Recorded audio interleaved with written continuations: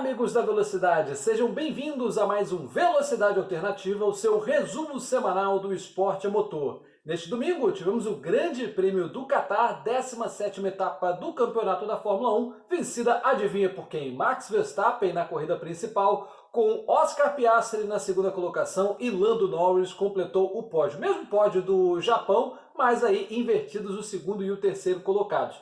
A etapa também consagrou o tricampeonato de Max Verstappen ainda no sábado, falaremos em breve. Bom, o final de semana começou na sexta-feira com um treino livre único, final de semana com sprint, treino livre único esvaziado por vários motivos. Forte calor em todos os momentos do Grande Prêmio, também falaremos daqui a pouco mais sobre isso. O vento é uma área de deserto, então bate muito vento e se o vento está ali, ele traz areia para a pista, então aderência quase zero e uma pista que foi recapeada há pouco tempo, então ela estava crua, estava verde, não tinha nenhuma categoria de suporte que pudesse emborrachar a pista, então os pilotos reclamaram demais. E claro, o principal vilão, as zebras muito altas, você deve se lembrar, Losail é um circuito conhecido pela MotoGP, então tem zebras altíssimas e em algumas curvas, especialmente 12 e 13, havia um problema de segurança com os pneus, porque se os pilotos passam muito por fora, é como se fosse uma navalha que vai e volta, e aí o problema de segurança foi fundamental para as equipes pouparem um pouquinho os jogos de pneus e só utilizarem a sua potência toda na qualificação. E por falar na qualificação, Sérgio Pérez foi talvez o principal prejudicado. Ele, Sainz e Hamilton caíram já no Q2, algumas surpresas aconteceram nessa qualificação, e aí passamos para o sábado. Mais uma vez, problemas de segurança. A Pirelli, depois dos treinos concluídos da sexta-feira, foi lá e analisou, e olha, vamos ter que aumentar ali a zebra, diminuir a pista exatamente para evitar que os carros passem por cima da zebra muito alta nas curvas 12 e 13. Foi feita uma sessão de familiarização de 10 minutos ali de emergência para os pilotos conhecerem, digamos, esse novo traçado e só aí foi iniciada a qualificação da Sprint Race. Nenhuma grande surpresa, né? Tanto que a única diferença da qualificação de sexta para a qualificação feita no sábado é que na sexta-feira as McLaren erraram e deixaram as Mercedes pegarem posições melhores de largada para o domingo. No sábado isso não ocorreu, Oscar Piastri inclusive foi o pole position da Sprint Race, que ele acabou vencendo. Uma sprint bem animada, com várias bandeiras amarelas logo no começo, inclusive uma bandeira amarela, um acidente definiu de vez o tricampeonato do Verstappen. O Ocon foi tentar passar ali o Hülkenberg e o Pérez, o carro da Haas ficou ensanduichado e acabou que os três foram para a brita, os três acabaram abandonando. Com o abandono do Pérez, o Verstappen não precisava fazer mais nada, já era campeão do mundo porque não tinha o que fazer, ele já tinha pontos suficientes para tal. Agora, o que eu preciso dizer é o seguinte, ainda no sábado, né, a gente precisa fazer o destaque que o Oscar Piastri foi muito bem, conseguiu domar a McLaren, segurar a pressão do Verstappen, a Mercedes também mostrou um carro bem consistente, mas o erro na hora de escolher os pneus, teve gente que escolheu o pneu macio na sprint e os macios, apesar de ser a gama, quase que a gama mais dura nesse final de semana, não aguentaram. Os pneus macios não aguentaram, o médio realmente era a melhor escolha.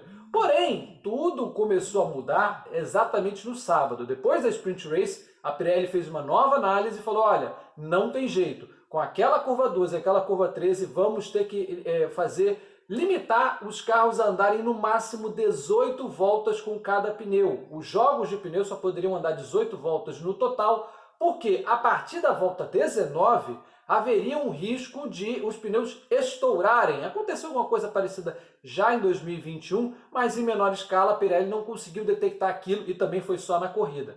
Então, como era um circuito de 57 voltas, foi decretada 3 paradas obrigatórias. Todo mundo tinha que parar 3 vezes, aí não importando a quantidade, os jogos de pneus a serem utilizados. Claro, tinha aquela regra de você usar pelo menos um composto diferente, mas é uma regra adicional para essa prova, especialmente 3 paradas obrigatórias. E isso, obviamente, bagunçou muito a prova. No domingo, a gente teve o Lewis Hamilton cometendo uma barbeiragem na largada, ele que optou por largar com pneu macio, tinha tendência até a, quem sabe, postular a liderança nas primeiras voltas, mas acabou achando seu companheiro George Russell na largada e prejudicou a corrida do Russell e a chance de algum outro carro tirar ali, destronar o Max Verstappen na prova principal. Ele, Hamilton, inicialmente culpou seu companheiro de equipe erradamente, foi uma barbeiragem dele, mas depois acabou se desculpando.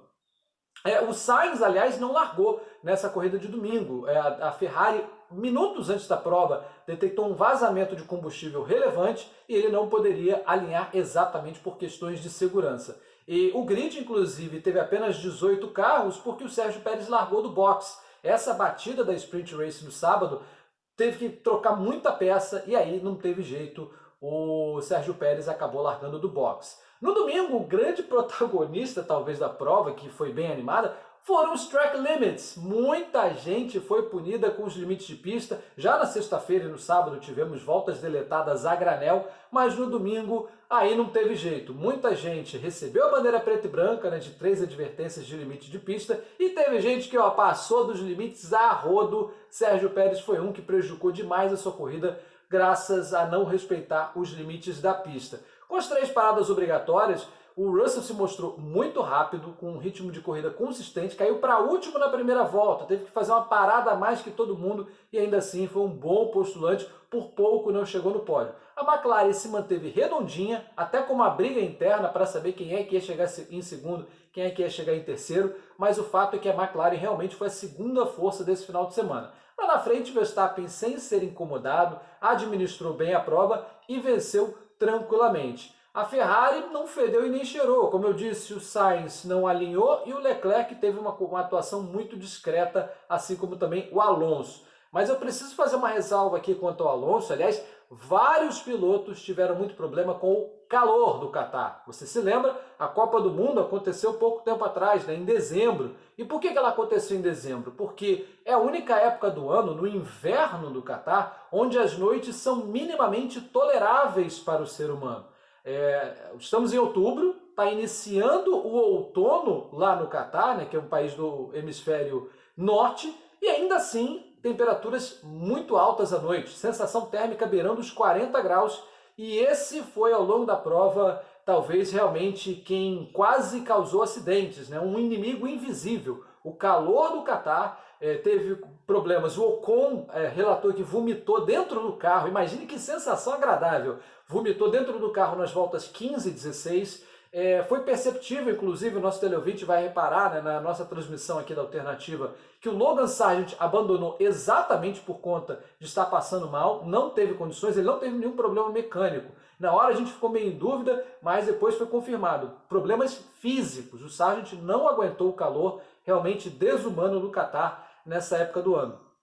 O Alonso, no meio da prova, reclamando, olha, o meu assento está muito quente, será que vocês têm como jogar uma água em mim, alguma coisa parecida, quando eu entrar no box? Realmente foi desesperador ver a performance do Alonso ser diminuída por conta do calor. Outros pilotos também, foi visível na transmissão oficial, o Russell, em dado momento, usou a reta principal para assim, levantar as mãos do volante a 300 por hora, levantar as mãos para poder refrescar um pouquinho a mão. Norris também levantando a viseira do capacete. O calor realmente tem que ser tomada uma ação enérgica dos pilotos, um grande protesto para que isso não volte a acontecer. Foi muito mais desgastante do que Singapura, do que, por exemplo, em Miami também, que é uma prova de clima tropical, e até São Paulo. São Paulo é pinto, né? Não afeta tanto o desempenho dos pilotos quanto eles sofreram no Catar. São atletas, são preparados fisicamente para qualquer coisa, mas realmente condições desumanas como o Catar, à noite,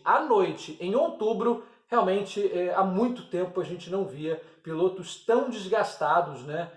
Não é a primeira vez que acontece na Fórmula 1, mas há muito tempo, no atual nível de segurança, de preocupação com segurança, realmente isso tem que ser levado em conta. No ano que vem, o Catar está apenas iniciando o seu contrato de 10 anos, essa prova foi deslocada para dezembro. Vamos ver se o calor dará uma trégua aos pilotos no ano que vem. Preciso falar também, né, sobre o pit stop mais rápido da história. A McLaren, em uma das paradas do Lando Norris, na volta 27, marcou o pit stop mais rápido já registrado, 1 segundo e 80 centésimos, uma marca impressionante Parabéns à escuderia laranja do Reino Unido, que ontem, inclusive, comemorou seu pódio de número 500 e 501, com seus dois pilotos chegando ao pódio. McLaren que vem fazendo uma segunda metade de temporada espetacular, como veremos agora nas classificações. Max Verstappen, tricampeão do mundo consecutivamente 2021, 2022 e 2023, 433 pontos para o belga neerlandês. Sérgio Pérez só somou um pontinho na Sprint Race, 224 no final de semana para esquecer do mexicano. Lewis Hamilton, apesar de não ter pontuado na corrida principal, foi a 194, ameaça o Sérgio Pérez já pela segunda colocação no Mundial. Alonso, bem pertinho dele, 183, e Carlos Sainz ficou com 153, os 5 primeiros aí do Mundial de Pilotos. Agora vamos para o Mundial de Construtoras. Como você já sabe, Red Bull já é campeã, 657 pontos. A Mercedes conseguiu uma folguinha com a Ferrari na briga pelo segundo lugar, 326 pontos para a escuderia alemã e 298 para os italianos. A Aston Martin cada vez mais pressionada pela McLaren, 230 pontos, e a McLaren, olha aí, ó, fungando no cangote com 219. Me arrisco a dizer que na próxima prova vai ter ultrapassagem aí, a McLaren vai passar a outra escuderia britânica. Próxima corrida daqui a 2 semanas. Fazemos uma pausa agora porque vem aí uma sequência pauleira de 3 provas consecutivas. No dia 20 de outubro voltaremos a nos reunir aqui no canal da Alternativa com o Grande Prêmio dos Estados Unidos em Austin, no Texas, né? O Circuito das Américas, aquela prova que a gente já está acostumado há mais tempo no calendário. E, exatamente por ser no Texas, é um fuso horário para trás de Brasília. Então, mais uma vez, horários vespertinos e noturnos. Tem uma particularidade, né? Dessa vez a gente vai ter Sprint Race no Texas, e são horários na sexta-feira e no sábado um pouco diferentes do domingo. Então, na sexta-feira e no sábado, a gente vai ter classificação e no sábado a Sprint Race em horários mais puxados para a noite aqui no Brasil, com uma diferença de aquecimento muito grande do horário principal da prova. A prova será às 4 da tarde no domingo, 16 horas no horário de Brasília, 2 horas da tarde no horário local. Então, atenção para essa diferença de aquecimento de pneus. Promete ser um final de semana muito divertido daqui a 2 domingos. Então, fazemos uma pausa e você vai acompanhar tudo, absolutamente tudo, aqui no canal da Alternativa Esportes. Não deixe de deixar o seu like e de se inscrever, porque você já sabe, automobilismo para se ouvir é aqui na Alternativa Esportes, a casa da velocidade no YouTube. Até a próxima, pessoal!